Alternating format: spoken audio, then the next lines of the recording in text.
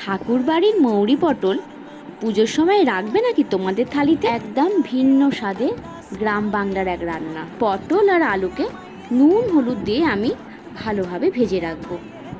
আলুটাকে আমি আগেই সেদ্ধ করে রেখেছিলাম, তারপর হালকা করে ভেজে নিয়েছি। এদিকে মৌরি, শুকনো লঙ্কা একটা শুকনো খোলায় ভেজে আমি একটু মশলা তৈরি করে রাখলাম। আদা, মৌরি, কাঁচা লঙ্কার একটা পেস্ট বানিয়ে রাখলাম।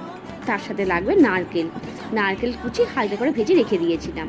তেলের মধ্যে গোটা গরম মশলা, শুকনো লঙ্কা, তেজপাতা, আদা বাটাটা দিয়ে হলুদ গুঁড়ো, ধনে গুঁড়ো, কাশ্মীরি লাল লঙ্কা গুঁড়ো, সামান্য পরিমাণ জল, আলু আর পটল দিয়ে দিলাম।